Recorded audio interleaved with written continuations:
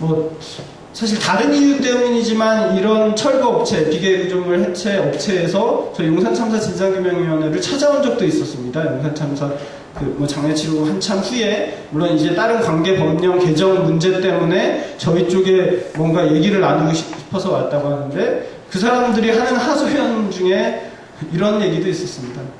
우리도 용역 깡패라는 소리 듣고 싶지 않다. 우리도 철거만 하게 해달라. 우리는 철거 전문 업체로 만들었는데 우리한테 이주 업무까지 수행하지 않으면 철거 계약을 주지 않기 때문에 우리는 이주 업무까지 해야 되고, 그 이주 업무를 수행하기 위해서는 결국은 이제 깡패들을 동원하는 구조로 갈 수밖에 없다라는 하소연을 저희한테 와서 하고 가기도 했는데요. 이처럼 이 철거 업체들은 이 건물 철거와 이 원주민들 이주라는 두 가지 임무를 핵심적으로 수행을 하고 있고, 바로 이 원주민들을 이주시키는 이 업무에서 사실은 큰 이 일상적인 폭력이 발생하는 거죠. 사실 집행 과정에서 폭력이 되게 큰 폭력으로 발생하기는 합니다. 왜냐하면 뭐 수백 명의 용역들이 들어오니까요. 수백 명, 많은 데는 뭐 수천 명 이상까지 들어오는 대규모 단지에는 그렇게 용역이 들어올 때도 있어요. 새벽부터 온 동네를 차단하고 집행을 하는 거죠. 여기에서 만약에 폭력 사태가 발생하면 상당히 큰 폭력이 되지만, 사실은 물리적으로 대항할 만한 철거민들도 그럴 힘을 갖지를 못합니다. 엄청난 그 용역들이 몰려오기 때문에. 그래서 사실 횟수로 보면 이런 과정에서 일어나는 그 폭력의 횟수는 사실은 그렇게 많지는 않다는 거죠. 발생하면 크지만. 더 큰 문제는 일상적으로 일어나는 폭력이 사실은 개발지역에서는 더 크다는 겁니다. 바로 이 이주 업무와 관련돼서 이루어지는 일상적인 폭력들, 뭐 폭력 협박, 위협, 영업방해들, 뭐 가게 앞에다가 비둘기사체, 고양이사체 갖다 놓는다든가, 우물을 투척한다든가, 한 시간에 한 번씩 덩치 큰 애들이 동네 순찰 돈다고, 공가 관리한다고 어슬렁어슬렁 대면서 이사가라고 시비 걸고 이렇게 한다는 거죠. 그 과정에서 이런 것들이 사실은 되게 계획된 폭력이잖아요. 빨리 내쫓게 하기 위해서, 빨리 하기 위해서 이주관리사무소라고 차려놓고서는 계속해서 그렇게 이주를 종용하는 행위들, 그 다음에 철거 예비행위라고 하는 그런 행위들을 통해서 계속해서 내쫓기 위한 목적에 사실 계획된 폭력을 행하고 있지만, 실제로 관련돼서 이런 것들이 제대로 처벌되지 않는다. 처벌된다고 해도 이 물리적 폭력 같은 경우는 뭐 단순 폭행 정도로 처리되거나 아니면 철거민들과의 쌍방 폭행으로 처리되는 방식. 그래서 표가 뒤로 밀리기는 했지만 뒷장에 44페이지 표도 최근에 국회에서 행안위 장세안의원실에서 2008년부터 이 철거 지역, 재개발 지역에서의 고소고발 건수를 비교해봤지만, 세입자들, 철거민들이 그 검거된 건이 111건임에 반해서 이쪽 철거 업체들, 시공사나 철거 업체나 용역들이 그 검거된 인원은 14명에 불과한, 이런 식으로 어쨌든 계속해서 오히려 철거민들은 그거에 저항하는 것이 업무방해 혹은 그 공무집행방해라는 이름으로 더 큰 형벌이 매겨지기도 하죠.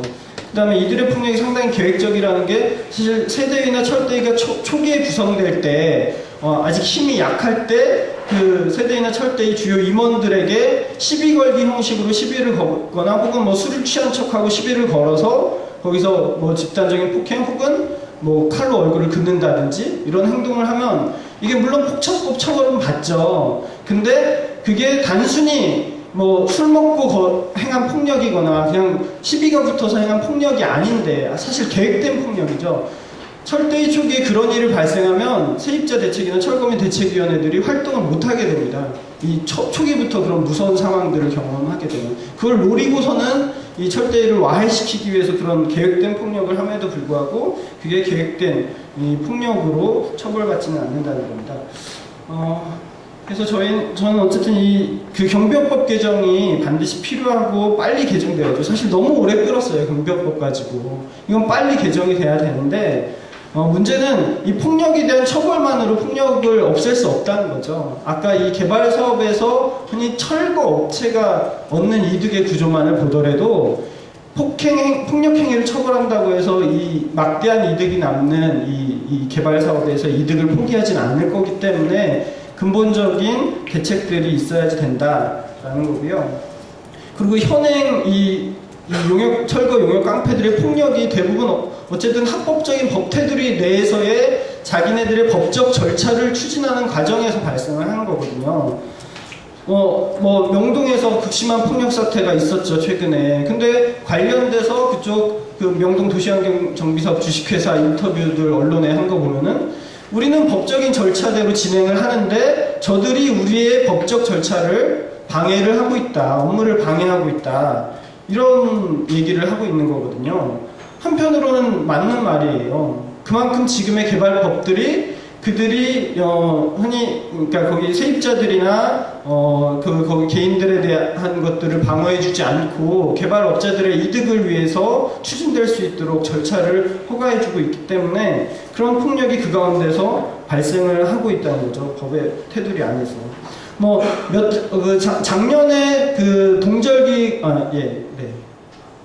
그런데 그러면 어떻게 해야 되겠냐? 그럼 이런 개발법들이 근본적으로 바뀌어야지 되겠죠. 개발법들이 바뀌고 이 과정에서 발생하는 폭력에 대한 처벌이 더욱더 강화돼야 되는 거고. 근데 이 개발법들이 바꾸는 것에 있어서도 여러 가지 이 난점들이 존재하는 거는 이 개발 법률들이 여러 가지로 나눠져 있고 사업 지구마다 적용되는 법률이 너무나 다양하고 다르다는 겁니다. 작년에 언론에서 이제 동절기 강제철거 금지됐다, 개발지역에서 동절기 강제철거가 금지됐다, 이런 게 보도가 나왔던 적이 있었습니다. 많이 기억하실 텐데, 근데 실제적으로 그렇지가 않아요. 왜? 도시개발법 상에서 동절기 강제철거를 금지하는 시행령을 넣은 거거든요. 그건 무슨 말이냐? 도시개발 사업지구로 지정돼서 진행되는 곳에서만 동절기 강제철거를 금지한다는 거예요. 다른 명동이나 뭐 재개발 지역들 그런 데 적용되는 것이 아니라 어떠한 개발 사업으로 우리 동네가 어떤 방식의 사업명을 가지고 어떠한 법에 따라서 진행되느냐에 따라서 대책이 나눠지고 이들에 대한 그 위치가 바뀌는 이런 것들이 발생하고 있는데, 그렇기 때문에 사실은 이런 개발법들을 하나하나 개정하는 것도 중요한 과제이지만 이런 개발법들을 아울러서 이 퇴거가 발생하는 상황에서의 대책 마련과 폭력을 막기 위한 가이드라인을 제시할 수 있는 그런 근거법이 필요하다라고 생각을 하고요. 저희 용산참사 진상규명위원회에서는 용산 참사 이후에 이런 고민을 가지고 이제 강제퇴거금지법 제정을 위해서 계속해서 법안을 준비해 왔었고, 최근에 이제 법안이 완성된 상태에서 이제 입법 그 노력을 하려고 하고 있는 상황인데,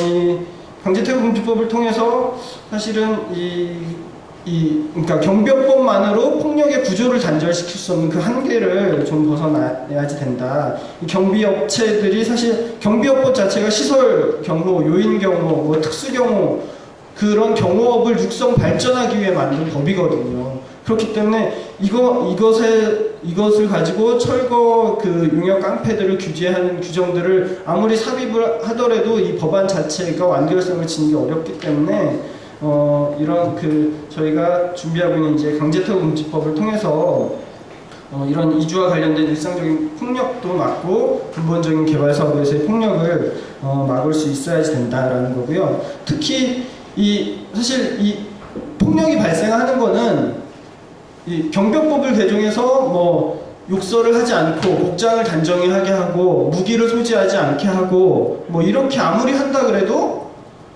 나갈 수 없어서, 대책이 없어서 버티는 철거민들이 존재하면 그들을 어쨌든 법적 집행에 따라서 끌어내는 과정이 발생을 하겠죠. 거기서 진짜 무기를 안 들고 욕을 안 하고 존댓말을 하면서 나오십시오 하면서 끌어낸다고 하더라도 나갈 수 없는 철거민들은 버틸 수밖에 없는 거거든요. 그 과정에서 결국은 저들이 말하는 뭐 필요 최소한의 폭력이 사용된다라는 표현을 사용할 수밖에 없는 건데, 그렇기 때문에 그들 나갈 수 없는, 대책 없이 쫓겨나는 이들에 대한 대책을 수립하는, 그리고 그 대책이 개별 법령에 따라서 나눠지고 달라지는 것이 아니라 이 퇴거를 전제로 한 이 개발 사업에서 세입자들이나 원주민들에게, 거기에 거주하는 거주민들에게 동등하게 적용될 수 있는 그런 법이 강제퇴거금지법으로 마련이 되어야지 된다 라고 생각을 합니다. 그래서 개발지역에 거주하거나 거기서 일하는 모든 거주민들이 개발 사업으로 인해서 이전보다 못한 수준으로 떨어지는 것이 아니라 이전과 동등한 수준으로 재정착을 할 수 있도록 보장하고 개발 사업에서의 폭력을 없애고 또 특히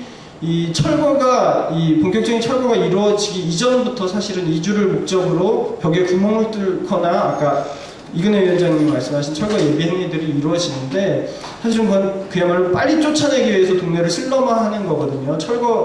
결국 사실은 철거는 한 번에 모두 이주한 다음에 한 번에 쓸어버리는 게 그들로서도 가장 빠름에도 불구하고 빨리 이주시키기 위한 그런 철거들이 이루어지고 있는데 저희는 이제 그 이주 협의가 완료되지 않은 상태에서 이루어지는 철거나 철거 예비행위 모두를 금지하는 이러한 것들이 결국은 철거 용역 폭력을 막는 이 시작과 끝이다라고 생각을 하고 이 강제퇴업금지법이 또 뭐 아직 생소하시겠지만 이 제정에도 좀 많이 관심을 가져주시고 제 발제문 45페이지에 보면은 관련 홈페이지와 저희가 또 강제퇴업금지 제정위원 서명도 갖고 있는데 많이 동참해 주셨으면 좋겠습니다. 네, 감사합니다.